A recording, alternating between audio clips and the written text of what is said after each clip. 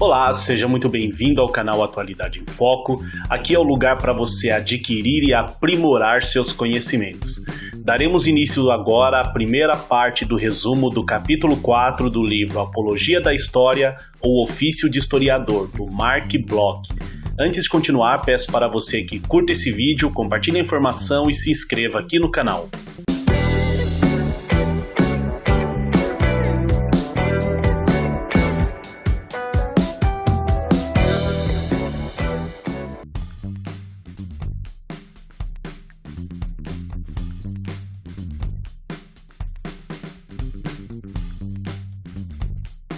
Existem duas maneiras de ser imparcial, a do cientista e a do juiz. Elas têm uma raiz em comum, que é a honesta submissão à verdade.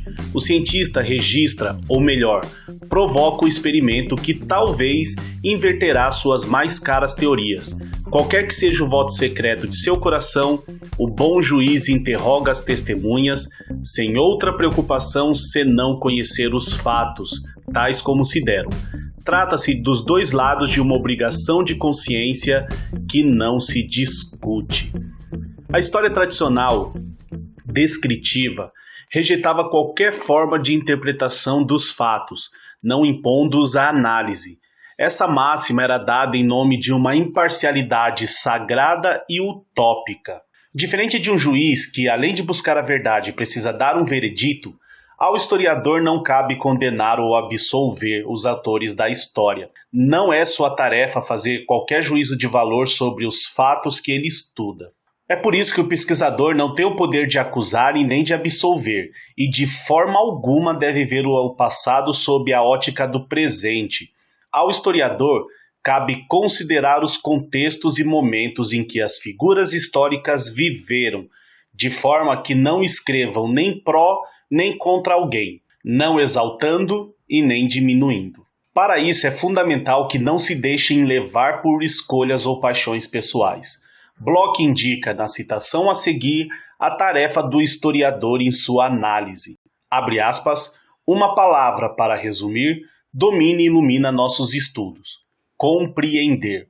Não digamos que o historiador é alheio às paixões, ao menos ele tem esta. Palavra, não dissimulemos, carregada de dificuldades, mas também de esperanças. Palavra, sobretudo, carregada de benevolência. Fecha aspas. Bloch aponta então que em seu trabalho o historiador não julga, ele apenas compreende. Trata-se de um enorme desafio para o espírito humano, já que as impressões pessoais estarão sempre presentes mesmo que reprimidas. Tal situação é uma condição da humanidade. A realidade humana é enorme e variada, e por isso não é possível reproduzi-la de forma mecânica e perfeita.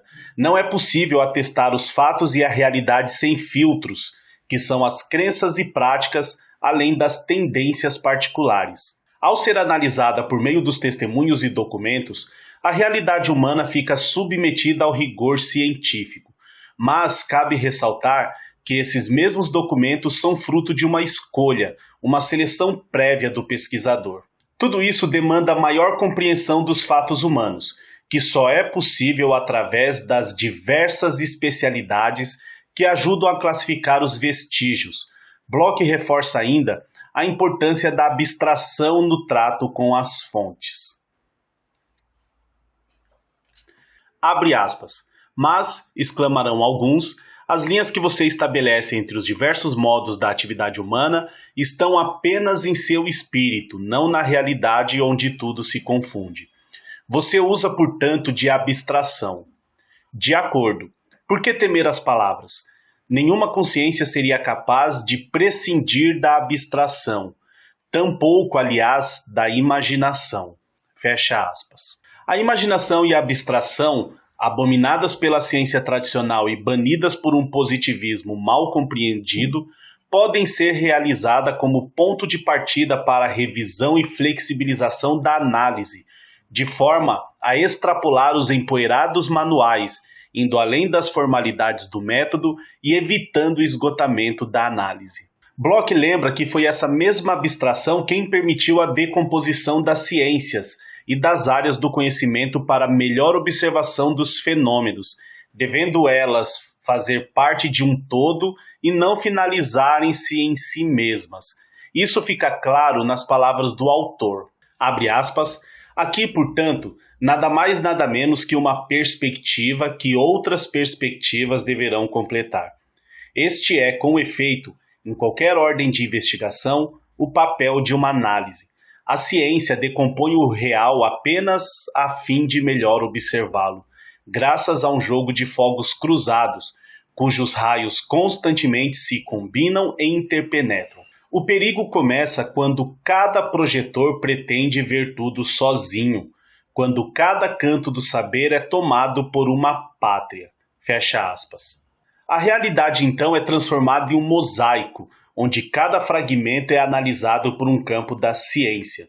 Esse mesmo mosaico está entrelaçado aos nossos espíritos, estando, portanto, sujeito ao filtro da seleção humana, sendo impactado por nossas impressões pessoais. Por isso, a presença humana não pode ser desconsiderada na análise, o que torna necessário conhecer as consciências individuais e coletivas durante a pesquisa, executando a árdua tarefa de interpretar, diante de uma complexidade que não permite a existência de certezas absolutas.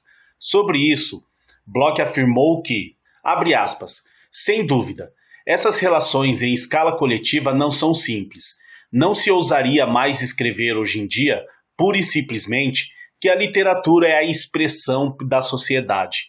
Pelo menos não o é de forma alguma no sentido em que um espelho exprime o objeto refletido. Ela carrega quase inevitavelmente um grande número de termos herdados, de mecanismos formais aprendidos na oficina, antigas convenções estéticas, que são também causas de atraso. Fecha aspas. Bloch aponta para divergências em relação ao mosaico.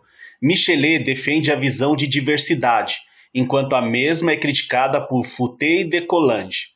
Mas o autor encontra pontos em comum nas duas concepções ao destacar a impossibilidade de se ter noção do todo apenas unindo os fragmentos, sem um elo entre eles. Por isso, a recomposição dos mosaicos da realidade deve ser feita depois da análise, onde todos os dados precisam ser cruzados, comparados e interpretados. Para finalizar, segue o exemplo disso dado por Bloch. Abre aspas. Na imagem primitiva, como teriam sido discernidas as ligações já que nada se distinguia?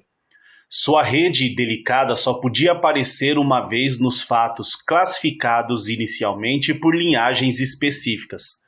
Do mesmo modo, para permanecer fiel à vida, não é de forma alguma necessário pretender abraçá-la por inteiro, por um esforço geralmente muito vasto para as possibilidades de um único cientista. Nada mais legítimo do que centrar o estudo de uma sociedade em um desses aspectos particulares. Por meio da escolha meditada, os fatos de contato e de troca ressairão com mais clareza. O historiador nunca sai do tempo, mas, por uma oscilação necessária, ele considera ora as grandes ondas de fenômenos apresentados que atravessam longitudinalmente a duração, ora o momento humano em que essas correntes se apertam no nó poderoso das consciências. Fecha aspas. Muito bem, aqui termina essa parte do resumo. Espero que ele contribua com sua compreensão sobre o tema. Não deixe de curtir esse vídeo e se inscrever aqui no canal e nos seguir nas redes sociais. Nos vemos em breve para terminar o capítulo 4. Um abraço e até a próxima.